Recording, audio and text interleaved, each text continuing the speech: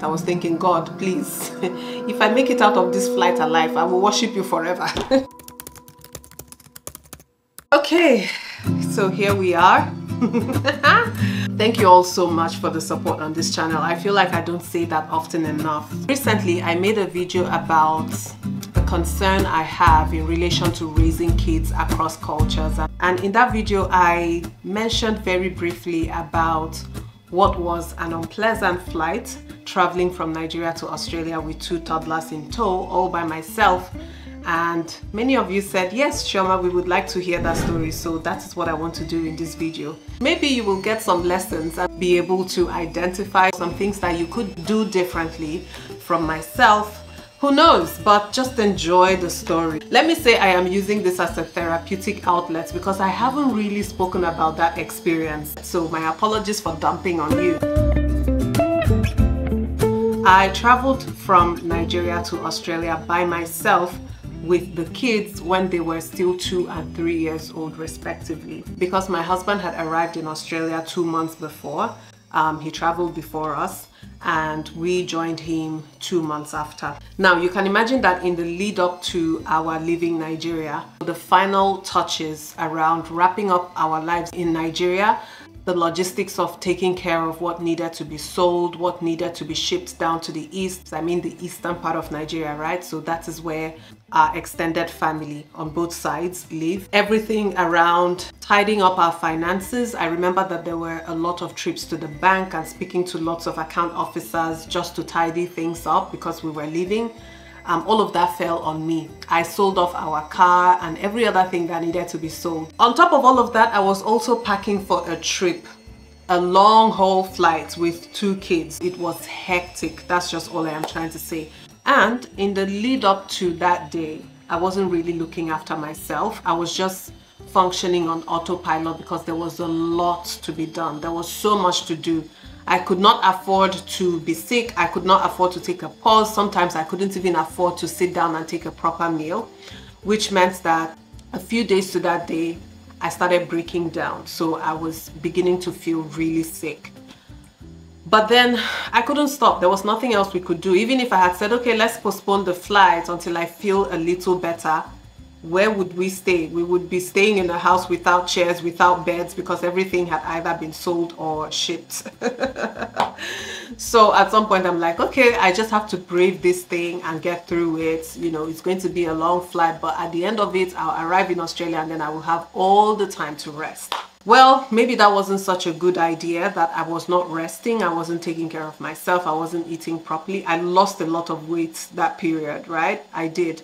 But yeah, just to build some context around what was happening in the background before that flight happened. So on the day of the flight, a family friend dropped us off at the airport. We went along with the extended family that lived with us in Abuja at that time. So I remember my sister, same as my husband's sister, and also a cousin of mine.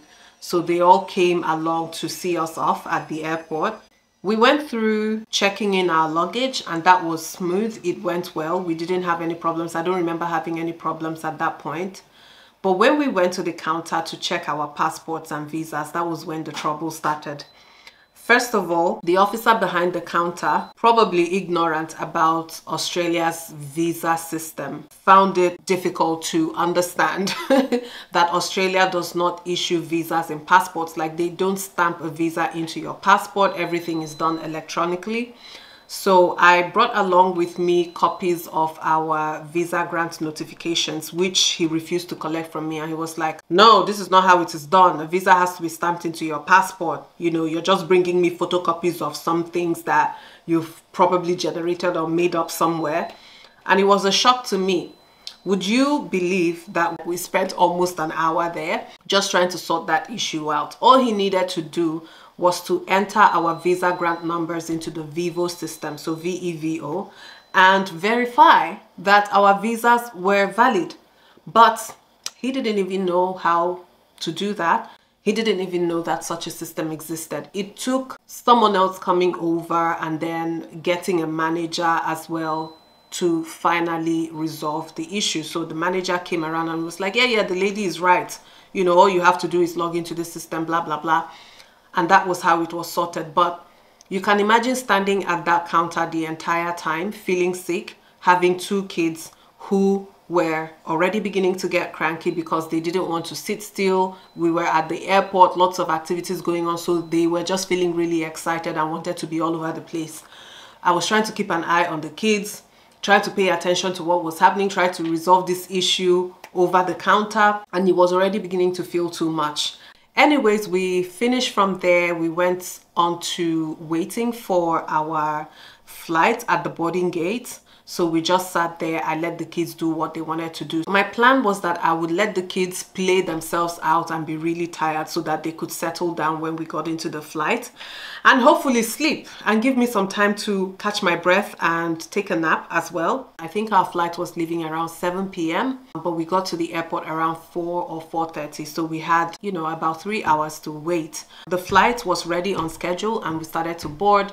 No sooner had we taken off than the trouble started. Hey! Looking back now, I suspect very strongly that it would have been a case of, you know, the ear pop thing that happens when you're flying at an altitude.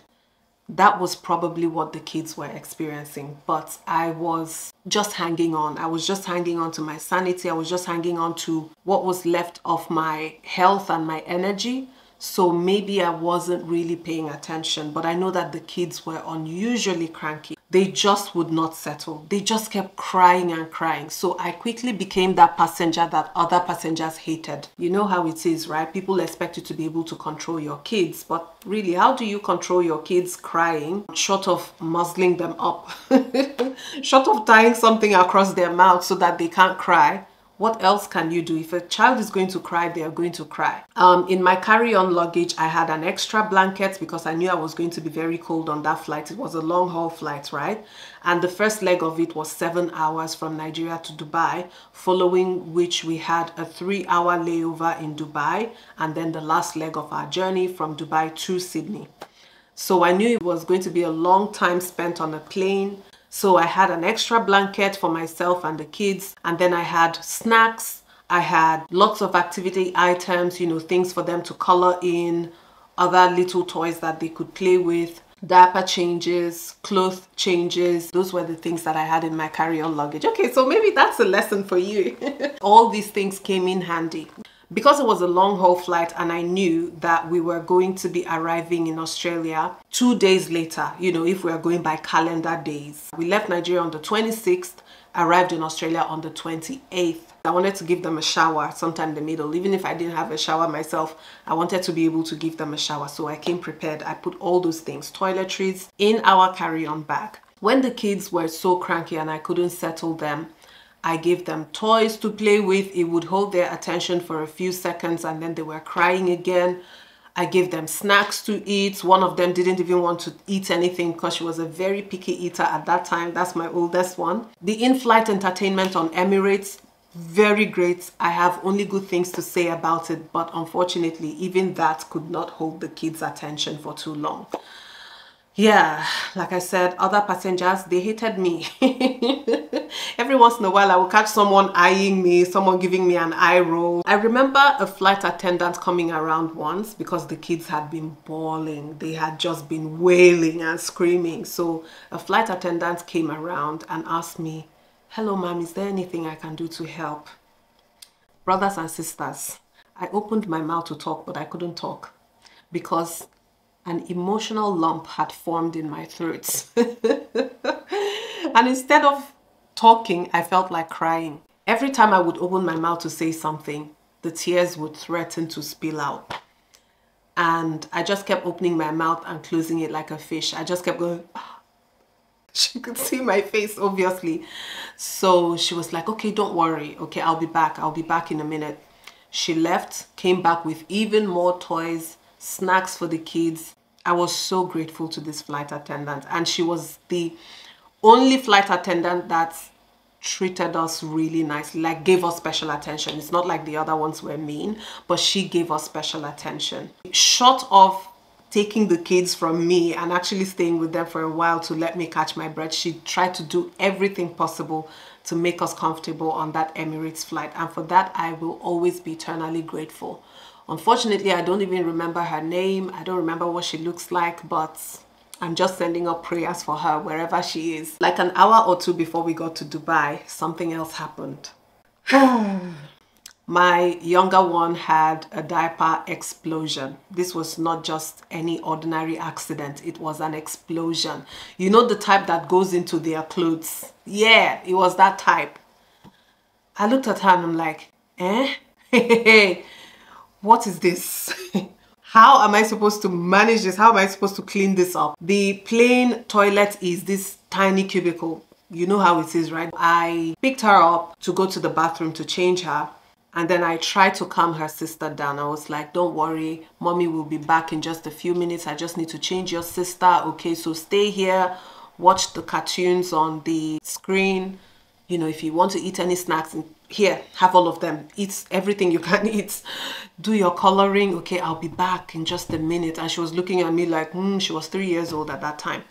So I made to live with her sister. I had not even taken more than 4 steps probably, and then the other one started wailing as if she was getting abandoned by her mother. So I had to come back and take her with me to the bathroom. Let's just say it was a very difficult experience trying to change one person and keep the other one settled. I did my best. I used so many wipes to try to get her as clean as possible. But I knew for certain, if I had been on the fence before about whether I wanted to give them a shower when we got to Dubai or not, that incident settled the matter for me. I knew I had to give her a shower when we got to Dubai. We went back to our seats, and then, again, brothers and sisters, it happened again with her sister. Her sister had her own diaper incident. I'm like, what is wrong with the both of you? And that's the thing, right? These 2 kids are just a year apart in age. I call them my Dutch twins, right? And they had this, I would call it telepathic energy going on, especially when they were kids. One person starts to cry, the other person starts to cry as well. I would get really baffled by that behavior. Like, one person obviously has a reason to be upset, but why is the other person joining them to cry? Is it a solidarity thing? So it was like, as soon as one person gets upset, the other person gets upset. One person wants to sleep, the other person wants to sleep. One person has a diaper incident, the other person has a diaper incident shortly after. And that was exactly what happened. So in no time at all, I had to change her sister as well. And then shortly after we came back to our seats the second time, the flights began to descend into Dubai. And then we got to Dubai. We had a 3-hour layover, as I mentioned earlier. And I was going to use that time to give them a shower. The first thing I did was to locate our boarding gate for the next leg of the flight, and then look for shower facilities within the vicinity of the boarding gates. So we found one, we went in there. But then it quickly became another logistical gamble on how I was going to manage to shower 2 people in this unfamiliar environment, in shower cubicles that were so tiny. It would have been really difficult for all 3 of us to squeeze in there while I was trying to give them a shower, right? And then where would I keep my bags? Who will watch over our bags? So I was thinking about all these things. And my people, if ever I have not believed in angels, okay, what happened next would have changed my mind. This young lady walks up to me. I don't know whether she saw the inner turmoil that was going on, because let me tell you, traveling with kids is not only about, you know, the physical action of actually getting on a plane with them. It can turn out to be a logistical nightmare. And the logistics comes down to tiny little details such as what I am telling you right now. Like, how do you manage giving 2 people a shower? The stalls are so tiny. Do you leave one person behind while you're showering one person? And who is going to be looking after them? So it comes down to those tiny little details like that, which are very easy to overlook when you're doing your planning, right? So this woman walked over to me and she was like, hey, how are you going? Traveling with 2 girls, this must be really challenging. And I'm like, my sister, tell me about it. Long story short, she became my guardian angel in that moment. She was like, oh, I can look after one of them for you while you do the other person. And I'm like, hey, well, are you happy to do that? I could still keep an eye on them even while I was showering one person. So I thought it was a good thing. At that point, I would take any help I could get. When I came out, we got talking. And guess what? She was actually traveling back from Australia to Spain. She had been in Australia on a working holiday visa, which had ended, and so she was traveling back to Spain, and she was telling me about Australia. She was like, it's such a fantastic place. Oh, you're going to Sydney? Yes, I spent this many months in Sydney, and then I moved to this place and I moved to that place, and she just had lots of stories to tell me about Sydney. She kept me company until I was dressing the last person, and then she said she needed to go because she wanted to grab a bite before getting ready for the last leg of her flight. So I thanked her and she left. While I was dressing the second person, this announcement comes over the PA system, and guess what? Our boarding gate had been changed. We were not boarding from the gate that I was close to anymore. I had to find this new boarding gate. So you can imagine I began to panic again. Backtrack a little bit. When we got off, I didn't go to give them a shower immediately. After I located our boarding gate, I fed them because the plan was I would feed them, give them a shower, and hopefully it will lull them enough to fall asleep and just give me time to breathe a little, right? So that was the plan. I had already fed them. Then I went in to give them a shower. I had taken up a good chunk of our time. When I checked the time, I saw that we had just about 30 minutes before the flight was to board. So when that announcement came over the PA system, you can imagine my panic, having to look for the new boarding gates. And it sounded like it was far away because, let's say for instance, we were at boarding gate 30 something and then they were saying it had been changed to 60 something. So I very quickly dressed up the second person, packed up our bags, which was a difficulty to pack because you know how it is, right? When you first pack a bag, everything fits. But if you make the mistake of taking one thing out of that bag, everything will not fit in again as before.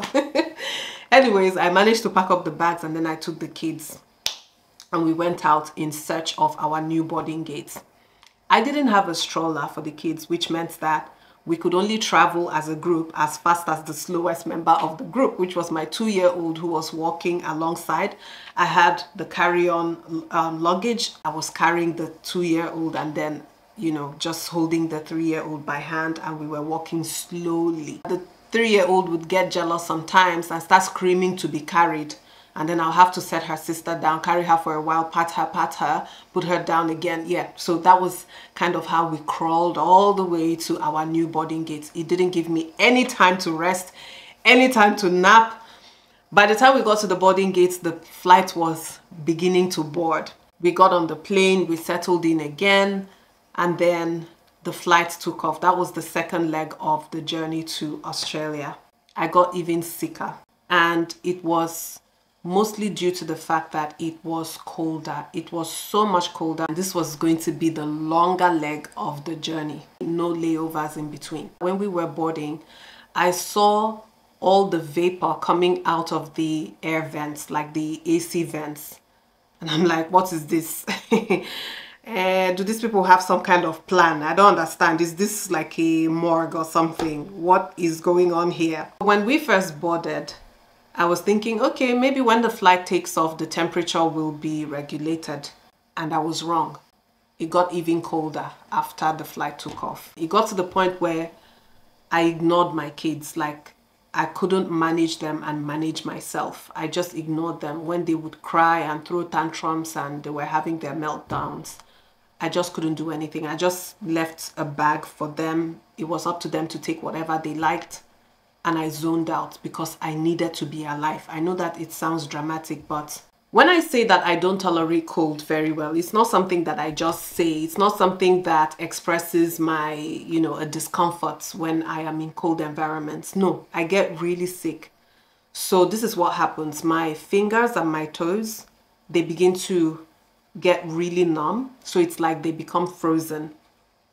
And if you looked at my fingers, you could actually see them shriveling up, sort of. So you would see lines across my fingers here, like the skin was actually shriveling up.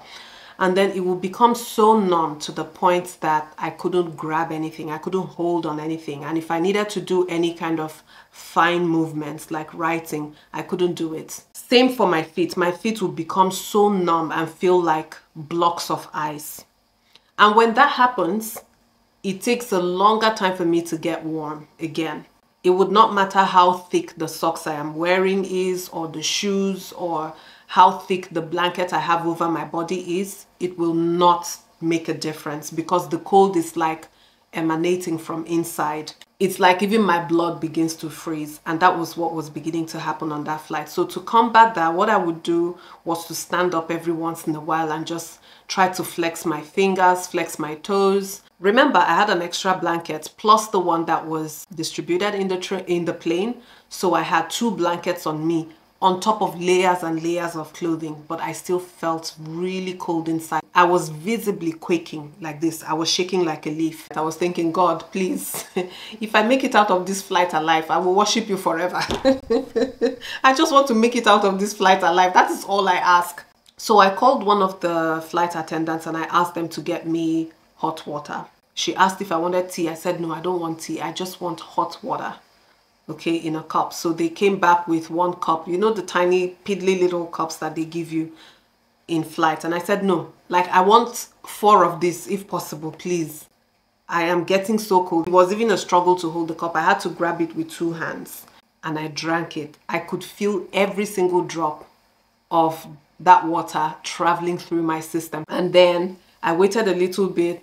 I flagged another flight attendant and I asked for more water. So at that point, I took off my mittens and dipped my hands into the water because that's the only way that I can warm myself up when it gets that bad, right? I need a direct source of heat. As it turns out, shortly after we arrived here in Australia, I discovered that I have a condition called thalassemia. Okay, so it explains a lot of the symptoms I have when it gets cold. Thankfully, the kids were a bit more settled. There were no diaper incidents anymore. Every once in a while, they would get cranky because they had been sitting for too long and they just wanted to move around. And sometimes I would take them walking up and down the aisle for a bit and then we would sit down again. Just before touchdown, for those of you who have traveled to Australia, you would know they would come around with, I've forgotten the name of this card, but I would just call it a declaration card. So it's a card that they give you to fill out everything you're traveling with that might constitute a biohazard or maybe items that have some kind of restrictions around them. For instance, I was traveling with a significant sum of money on me and I needed to declare that because it was over a certain amount. So I needed to declare that on the form as well. And the reason I was traveling with that amount was because that was the period that the bank recapitalization exercise that brought about the use of BVNs. For those of you who are Nigerian, you know what I'm talking about. Accessing money from overseas was a problem. We knew it was going to be a problem. So we wanted to travel with as much physical cash as we could carry on us. So I was very mindful of the limits, both from Nigeria and coming into Australia. So I had to declare that in the card. I also had to declare all the food stuff that I was traveling with. It took me so long to fill out that card because my fingers were frozen. I couldn't hold a pen. It took me so long to fill out the card, but eventually we did it. And then we arrived Australia, went through customs, and thank goodness again for the man that I met at the counter at customs. So he looked at my card and he was like, is this everything you have on you? And he said yes. So he wanted to see the money. I showed him the money. He counted it. And then he also looked at the main bag of food stuff that I had. For the other bags, he was like, are you sure you don't have any other thing in these bags? And I'm like, I don't have any other stuff in the bag apart from clothes and shoes. Other officers were checking every bag, okay? They were checking every single bag. But this man, after he checked my foodstuff bag and looked at my card, he just looked at me and was like, go ahead, ma'am. Again, maybe he could see how exhausted I was at that point. So I pushed the trolley. The girls were following behind me. Like at that point, I wasn't even holding anybody's hands. I was just walking and making sure that they were coming along. We made it out of the immigration, customs checks and everything, and then we came into the waiting area. The girls actually saw their dad first before I saw him, and they were just screaming, "Daddy, daddy, daddy." They were so excited. We walked out to the car park. This was another shocker. We stepped out of the airport and it was colder outside than even the plane I just got out of. What is this? This is not the Australia I was promised. This is not the Australia I have read about. What happened to the mild winters? Is this what these people call mild? What is mild about this winter? Obviously, I can talk about it and even smile and laugh now. We got to Australia in the early hours of the morning. By the time we left the airport, it was gradually becoming brighter. I still remember that morning. I remember that Justin Bieber was playing on the radio. What do you mean? Hey. Yeah, you know that song? So every time I hear that song, every time that song comes on air, I remember the day we landed in Australia. Okay, so yeah, that's the story of how I traveled with kids. Now, is there anything you can learn from this? I don't know. It's up to you. Maybe I should have tried to find even thicker layers to wear. Obviously, I would still travel with my extra blankets. And then compression socks. I heard that compression socks actually help for blood flow and blood circulation when you are on long haul flights. Noise cancelling headphones, I didn't have those, and maybe it would have helped with the ear situation as well, especially for the kids. So bring some kind of noise cancelling headphones or ear mufflers for them. Those are some of the things that I thought I would do differently. If there is nothing else, then I guess it would just be about being mentally and physically prepared. Make sure you are physically well, mentally well before you take that flight with toddlers. Do everything you can to rest in the lead up to that flight. That was a huge mistake I made. It was just back to back, and then next thing we were on a plane traveling all the way to Australia. And especially for a long haul flight like that, make sure you are well rested before you get on it, if it is possible. In terms of the kids being cranky and maybe the ear pop situation, research what you can do if kids are getting those sorts of symptoms. I have heard that sucking on things like lollipops and sweets can help kids. But again, maybe talk to your doctor if you can. If bringing a stroller along will make things easier for you, please bring a stroller. I didn't.